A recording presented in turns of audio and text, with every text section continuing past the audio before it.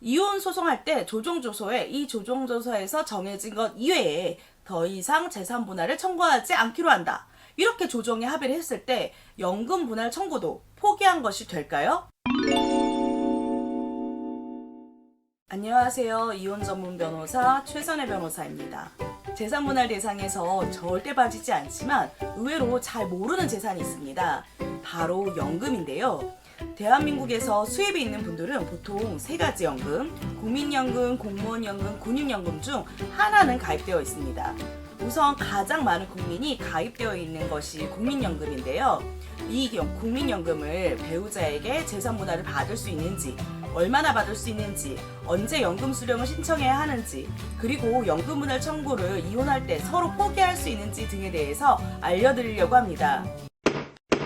이혼한 배우자와 국민연금을 나눠서 수령하는 것을 분할연금이라고 말해요. 분할연금을 수령하기 위해서는 4가지 요건이 필요한데요. 첫 번째는 실질적인 혼인기간이 5년 이상, 혼인기간 중 배우자가 국민연금을 가입한 기간 역시 5년 이상이 되어야 합니다. 예를 들어서 혼인관계 증명서상 혼인기간이 6년이라도 별거 내지 가출한 기간이 2년이라면 이 기간은 실질적인 혼인기간이 아니라 빼야 되는 거죠. 이 경우 실질적인 혼인기간은 6년에서 가출, 별거한 기간 2년을 빼서 총 4년이 되는 거예요. 반면에 사실혼 기간이 3년, 법률상 혼인 기간이 3년, 이런 경우에는요, 실질 혼인 기간이 6년이 돼서 또 인정이 됩니다. 하지만 실질 혼인 기간이 혼인관계 증명서 등과 다른 경우에는요, 반드시 국민연금공단에 신고를 해야 돼요. 두 번째, 배우자와 이혼을 하였을 것.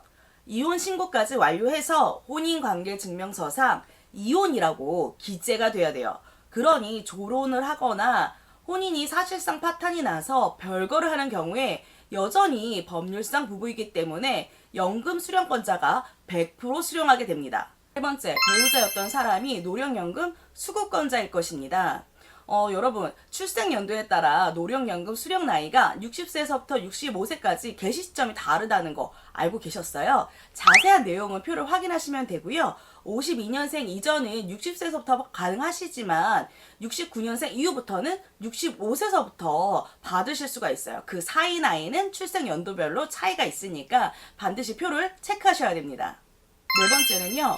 분할연금 수령권자 역시 노령연금 수급 나이일 것입니다. 분할연금 수령권자는요, 법령으로는 60세 이상이 되어야 하는데요. 그 지급 연령 상향 규정이 적용되기 때문에 출생 연도에 따라 노령연금 수령 나이가 60세에서부터 65세까지 개시 시점이 모두 달랐듯이 분할연금을 신청하는 사람 역시 노령연금 수령 나이가 되어야 합니다.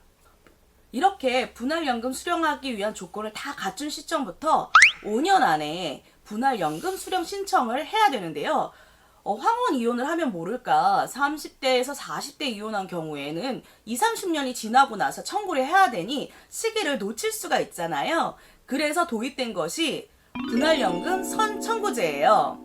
연금 지급 연령이 되지 않았더라도 이혼 후 3년 안에 미리 분할연금 신청이 가능한 거죠. 그래서 저는 제 의뢰인들한테 소송이 끝나면 이혼 신고하시면서 분할연금 선청구를 공단 지점이나 인터넷으로 반드시 하라고 안내하는 편이에요. 물론 수령은 술국건이 발생한 이후에 받게 됩니다. 그럼 분할연금액은 얼마를 받을 수 있을까요? 원칙적으로는요, 국민연금법 제64조에 따라서 상대 배우자의 국민연금 가입 기간 중 혼인기간에 해당하는 노령연금액의 균분, 즉 절반을 받을 수 있어요. 계산식을 표처럼 보면 알 수가 있는데요. 예를 들어서 설명을 해드릴게요. 국민연금 가입기간은 30년인데 혼인기간은 10년이다. 그러면 전체 기간 30분의 10, 그러니까 3분의 1이 분할 대상이 돼요. 상대 배우자의 노령연금액이 월 150만 원이라면 150만 원 곱하기 3분의 1이 되는 거고요. 그러면 월 50만 원이겠죠? 근데 이 금액의 절반을 지급받게 돼요. 그러니까 총 지급받게 되는 금액은 25만 원입니다. 하지만 원칙이라고 말씀을 드렸으니까 예외가 있겠죠? 당사자의 합의, 재판으로 국민연금 지급 비율을 달리 정할 수 있습니다. 그런데 기간을 확인하셔야 돼요. 2016년 12월 30일 이후 분할연금 수급권을 취득한 사람부터 적용이 돼요. 당사자들의 합의나 재판을 통해서 국민연금 지급 비율을 달리 정할 수 있는데요. 협의서의 경우에는 공중서류 또는 상대방의 인감증명서를 첨부해야 되고요. 발급 용도란에 국민연금공단 제출용이라고 해서 발급을 받아서 제출하는 것이 좋아요. 그리고 재판을 하는 경우에는요, 상대방이 이혼 유책 배우자로 재산 형성에 기여한 바가 전혀 없다. 이런 경우에 분할연금 수령 비율에 대한 다툼을 하기도 합니다. 만일 이를 재판에서 다투지 않으면 국민연금법에 따라 균분해야 된다는 점 반드시 기억하셔야 돼요. 재산분할 청구를 포기하면 연금분할 청구도 같이 포기가 될까요?